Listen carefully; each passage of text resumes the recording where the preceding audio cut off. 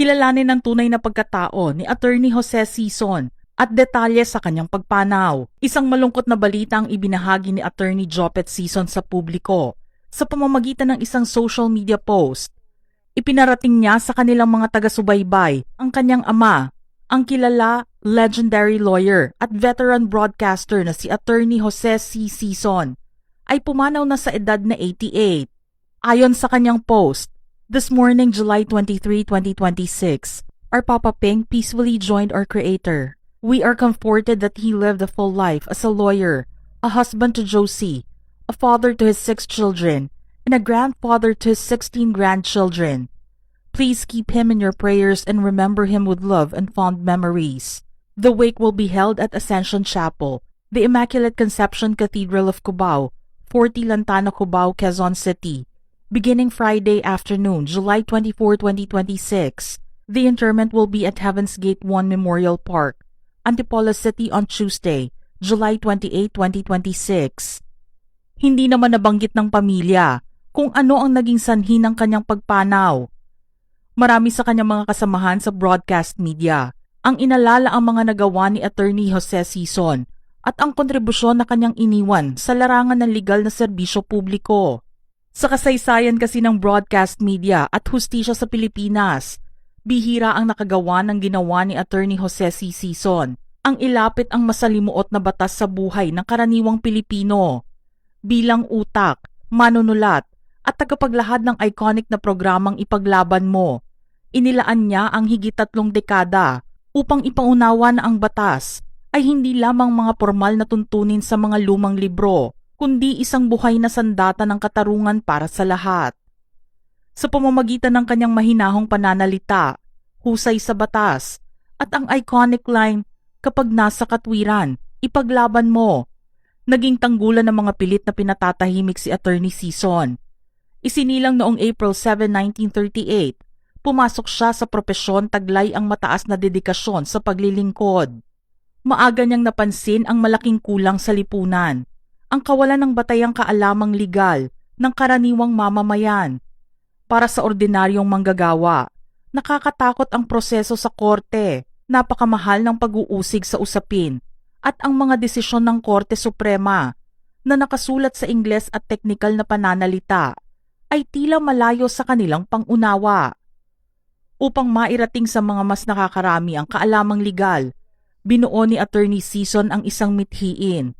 Gamitin ang media upang ihatid ang kaalaman sa batas ng direkta sa mga kabahayan ng milyong-milyong Pilipino. Noong 1988, isinilang sa IBC 13 ang makabagong programang Kapag May Katwiran Ipaglaban Mo. Bago at revolusyonaryo ang konsepto nito, ngunit madaling maunawaan. Isasadula ang mga totoong kasong pinal na nadesisyonan ng Korte Suprema at Court of Appeals, nasusundan ng direkta at makabuluhang paliwanag ni Attorney Sison tungkol sa legal na batayan na naging hatol ng korte. Agad na tumatak sa bawat Pilipino ang formula ng palabas. Dinala nito sa pambansang telebisyon ang mga totoong pakikipaglaban tulad ng sa land disputes, labor issues, family conflicts at iba pang kwento ng pagtataksil at katarungan. Sa pamamagitan ng simpleng Tagalog, binuwag ni Attorney Sison ang pader ng malalim na terminolohiya upang tiyaking baon ng bawat manonood ang kaalaman sa sarili nilang karapatan. Higit sa pagtuturo ng batas, naging gabay rin ang palabas para sa moralidad, wastong pag-uugali at katapangan sa paninindigan. Naging ganap na institusyon sa telebisyon ang programa nang lumipat ito sa ABS-CBN noong 1992, kung saan naging kasama ito ng mga Pilipino tuwing hapon ng weekend sa buong dekada 90. Noong 2014, muling nabuhay ang advokasya nang makasama ni Attorney Jose Sison ang kanyang anak na si Attorney Joseph Peter Jopet Sison. Sa pamamagitan ng pamana ng mag-ama, ipinasa nila sa bagong henerasyon ang silbi ng batas at ang katapangang ipaglaban ang katwiran. Hindi nagwakas sa harap ng mga kamera ang advokasya ni Attorney Sison sa pagpapalaganap ng edukasyong legal. Sa loob ng maraming taon, naging regular niyang platform ang tanyag na column na A Matter of Law sa The Philippine Star. Dito ay direktang sinasagot niya ang mga liham at suliranin ng mga mambabasa. Binubusisi ang mahahalagang desisyon ng korte at patuloy na isinusulong ang reforma sa sistema ng hustisya at katapatan ng panunungkulan.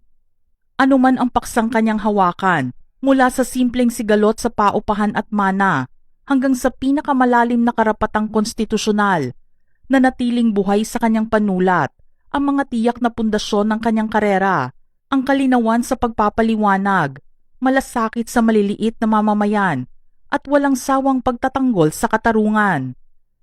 Sa kabila ng liwanag ng telebisyon at ng kanyang matagumpay na karera, ang pamilya pa rin ang tunay na sentro ng buhay ni Attorney Jose Sison. Sa piling ng kanyang kabiyak na si Josefina Josie San Pedro Sison, itinaguyod nila ang isang tahanang puno ng pagmamahal, kasama ang kanilang 6 na anak, sina Joyce, Jopet, Joel, Jay, Jolly, JB, at 16 na apo na nagpatuloy sa kanyang makulay na pamana. Naging pundasyon din ng kanilang pamilya ang pagmamahal at dedikasyon sa katarungan. Sinundan ng kanyang anak na si Attorney Jopet Sison ang kanyang mga yapak sa abogasya at media upang itaguyod ang kanilang pamana ng public service.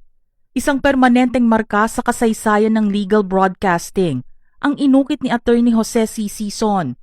Bago ang ipaglaban mo, itinuring ng marami ang batas bilang pader na nagpoprotekta lamang sa mga nasa itaas.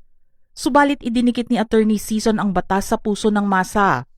Pinatunayan niyang sa oras na maunawaan at magamit ito ng tama.